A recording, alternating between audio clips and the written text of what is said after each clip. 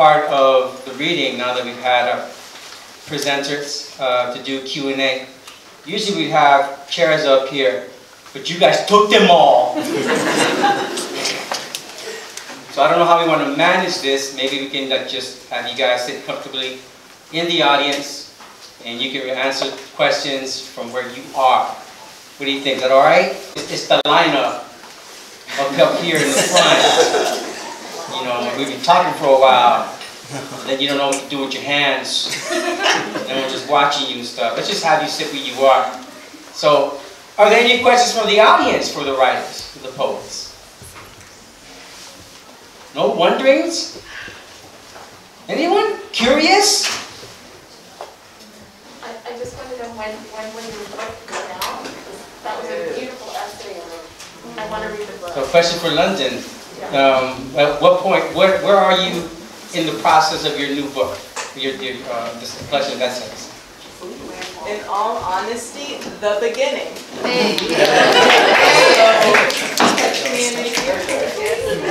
That's so kind. Well, then let's start with that, right? Given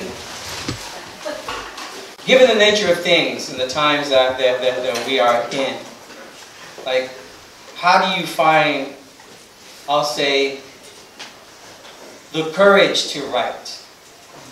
Right? When people came up there and did some really intimate sharing, right? It's some really personal source material that you are putting out into the world. So, how do you find the courage to write? What drives you to do that? And I'm speaking to you 5 poets, like, don't be hiding. Anyone want to start?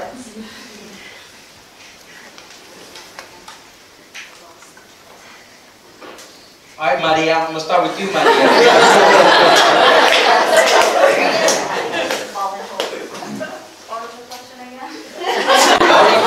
How do you find the courage to write? Well, when I'm writing, I always think about the people that came before me and how they found the courage to exist, right? In a world that often didn't want them to exist. So the least that I could do is write about it. And that's where I get my courage. So people come before, open those doors, set an example, let that logic come through. How does a shockingly awarded poet continue to find the courage to write? James. Okay, it's not about finding the courage. You know that you own that particular story or experience, and it's a matter of just getting it out. You can keep it selfishly, you can do nothing with it and ignore it, but I feel like it's essential to just process the thing, the experience, the idea, what you've been witness to, and get it out of your head and get it out of your, sort of like energy self. It's a matter of you have to do it. It's not a question of, oh, should I? So, that's why I didn't jump to answer. It's like it's work you have to do, because it's given just to you.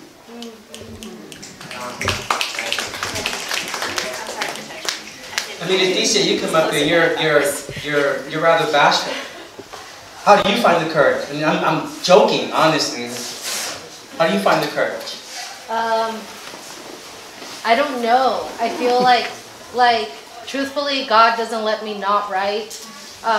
I can try to ignore it. I can try to not put myself in poetry spaces, and I can pray for other things, and God's on my shoulder, no, you need to write about it, or here's this opportunity, or here's this place to share your writing. And I feel like it's the only way that I know how to grieve, but also imagine more. So I don't know if I go into writing in a courageous way. I feel like I go into writing as the only way I can be free. Yeah. Carlos, do you want to add? Sure, to echo everybody else. I think it's a way of processing, surviving. I mean, also My family was poor, so that was my therapy for a long time, right? So getting it out, making it tangible, being able to crumple up your thoughts, throw them away, save them, it gives you the self-worth you need, and I think that's the payoff for this courage that is within us all, but just it takes courage to do it. So thank you. Like I purposely work in fiction in order to get to the themes and the topics and the source material that I want to write about. Right? I very explicitly do not venture into nonfiction. People ask me if things were true, right? Or things happen to me. I'm like, no, that's fiction. Right? So London, as someone writing an essay, is there subject matter that you find you will not address? Yeah, I think that there is, but I don't think that it's a problem of my own vulnerability as much as thinking about what the audience deserves and doesn't deserve. For example, there's certain types of black pain that I don't think that being in literary spaces, white people should have to, they don't get that access to me. I have exes who were abusive who I will never write about because they will never be able to shine in my light. They just get to be unforgotten or absolutely forgotten. Yeah, but I think that I used to be a fiction writer, and I'm actually rewriting a lot of my fiction into nonfiction. And I think it's easier to tell the truth than to do all of the work to come up with the lie for me, to just say the thing that I wanted to say. And I feel like the best writing I'm doing now because I'm just telling the truth. For any of the other poets, I mean, speaking of, vulnerability, and I say that and then talk about courage because, putting pen to paper is risky, right? You intend to put things out into the world, or people are going to respond and take things in ways that maybe you cannot imagine, right? So, is there a subject matter that you still find yourself, wanting to go to, but maybe, I don't know, you won't touch yet? I don't know. I feel like there's nothing that's really off limits. It's just a matter of how do you actually couch that conversation to open it up to other people. It's a matter just of taking the time or being patient with yourself and just figuring out how exactly to broach this really private subject and make it palatable for strangers and or just a regular audience. I don't feel like there's anything that you couldn't or ever would do. I think it's just a matter of giving yourself the time to figure out how to do it, even if you even want to. It's just about time. I agree with that. I do feel that, if we're thinking about things we don't want to talk about, assuming sometimes it's about trauma, we don't even know we're traumatized until something happens in life that reignites a memory or a feeling, and then it's up to the person who's feeling these things to write about it or not. I personally have needed to write these things down because I doubt myself constantly if they happened or not, or whatever the case may be. So for me personally, I feel like it's essential to do that. But I agree. I think like uncovering it almost like a landmine and it blows up in your face, I think is like you have to pay attention in that moment, and that's the scariest moment to pay attention. But, yeah. Now that we've, broken the ice, and anybody in the public have a question you want to pose one of the writers? Yes. Thank you, brave sir. How do you know when you have the right word? Because I heard a lot of poets here today use words. I think everyone here used a word that I've never heard. And there's so many words in the world. So how do you know when you found the right one to then move forward?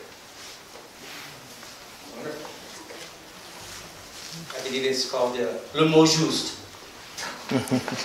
That's Francais. I partly flew a little bit. Word choice. How do you arrive at the word? Poets. Leticia, how do you arrive at the word? I don't know. I feel like most of my poems have like very simple language. The most like spicy I get is like putting Spanish words in there. But I always just want to write the way that I speak. And my like goals are for like anyone, any age range, any like for everyone to be able to have access to my work, especially like, so my dad is illiterate. That's not, I don't like, so my dad doesn't know how to read. So I always want to use words that are simple for people to understand, and whether they've heard poetry before or not. So I always want for myself, for it to be authentic and accessible to anyone. Spanish without translating it.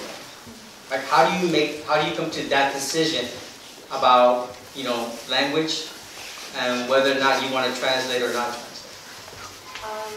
Usually the poems that I write in Spanish, or like, you know, whatever language I decide to use, whether it be English, Spanglish, or Spanish, it's based off the person and the feeling that I'm getting from them. For example, the one about Leticia, it's about my parents.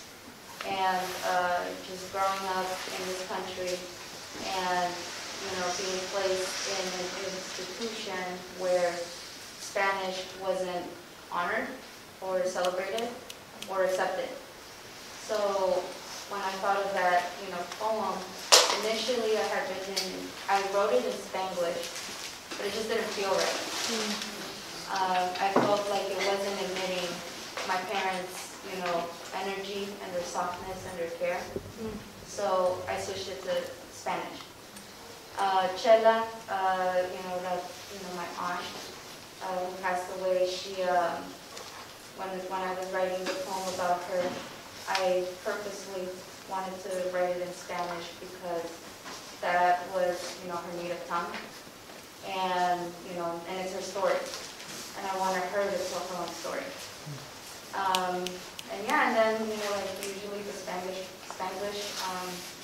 when I use it, it's intentional in the way where, you know, I write it in a way where even though you don't understand, you know, like the language in itself and the words, you can feel it. And that's usually how I choose what languages I want to use for certain poems.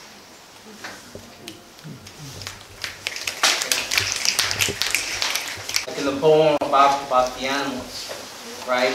Fiddler crowd's not fiddling, the lingo's fiddle. How does word choice, you know, help you to arrive at those descriptions? That's a good thing, because I often have to try to push myself to go richer and to push myself to make decisions that whatever it is that I identify a James Cagney poem as, to push myself past that. And even with that poem, I had to research animals to figure out if what animal there was that actually had a Q in its name. And I hadn't realized, I hadn't heard of quaggas before that. But yeah, it's just a matter of pushing myself to be richer and pushing the poem to have like a richer language. Thank you, James. London, what you shared, thinking about, you know, myself. I mean, you know, if I was writing certain stories, I would imagine I would have to make certain word or language choices.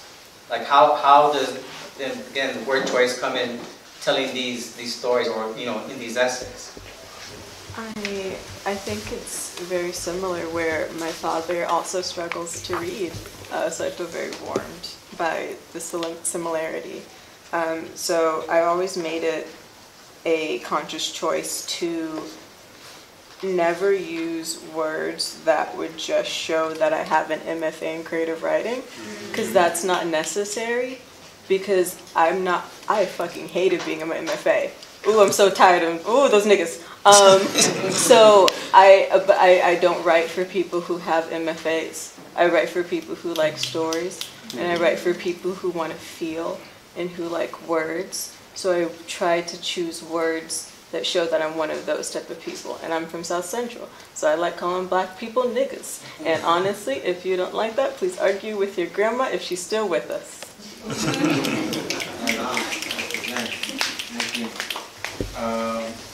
Carlos. Well, kind of like similar. I don't like standard or standardization. As well as like growing up with a stutter, I was already breaking apart language. I'm also, I've been stripped of my language, and I've been imposed with this English language. So I'm always trying to obliterate it in my poems too, like finding a word within a word. What I read, if I'm reading something I don't understand, I look it up and maybe try to use it that day. But at the end of the day, I do want like my dad also doesn't read that well. He's always asking me how to spell things and whatnot. So yeah, just kind of building that bridge of communication and getting my family who doesn't read, who's never been to college, and getting them into poetry is like something I'm so proud of, because they just learned how to listen to themselves, and then they come up with new language and their new vocabulary, and each world has a different vocabulary, which is always so interesting. Like, I remember I was into architecture for a bit because of the vocabulary, and then moving on and stuff. So just like experimenting and being a mad scientist with language is super fun. I recommend that. Yeah. Thank you. The ideas come out en français.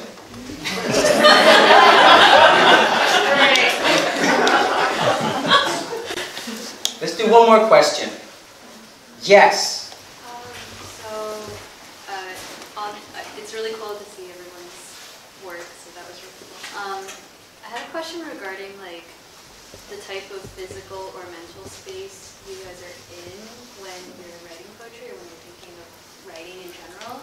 For context, I am more in the music space, so like I feel like sometimes space matters a lot because you're kind of listening back or performing for yourself or for others, and a part of that is the space that you're in and the people that you're with.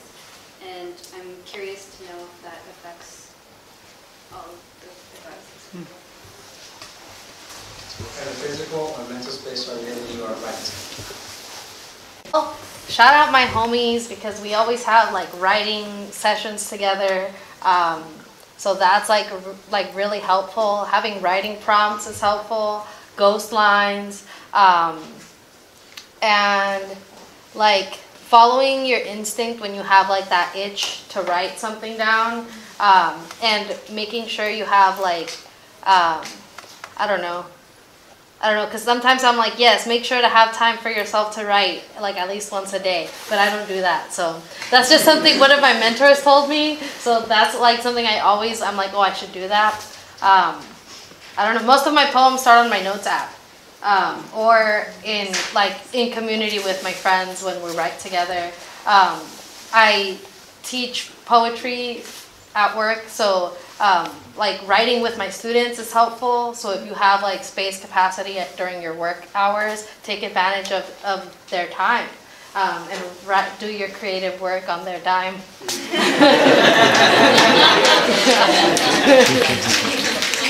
Maria. Oh man. So, okay, this is really, really bad, and this is not great advice. I usually write them at 3 a.m. in the morning. When I can't sleep, I just wake up and I'm like, I gotta type. And I also do like the whole notes app, or like I do write a book like a few hours before I have a reading, which is awful. It's really nerve-wracking. That's why I'm always so anxious and I blink out when I'm up there. But yeah, I don't really have a process because I just don't have a process. I just do it when anxiety gets the best of me. James. All of the above, and if there is no immediate trigger, sometimes I like to just go back through old notebooks and assemble something like a jigsaw puzzle. So yeah, it's all of the above. London? I love writing when no one is awake or no one's in the house, because I feel like for me writing is a really physical process. I have a process that no one can really understand because I have synesthesia. So when I write, I see colors, which I feel like when I'm with music people, they get me. So it's hard to sort of say like, this essay needs to be blue. For me, this essay was cobalt blue, but I can never tell anyone that because y'all can't see what I see. So often I'm trying to chase a color and I edit to that. Wow. But it's something within me which lets me know I need to be doing exactly what I'm doing. So well, because I also have this. See, so you get it. So, cool. Yeah. Okay. Let's one more round of applause for our writers. María Guerrero.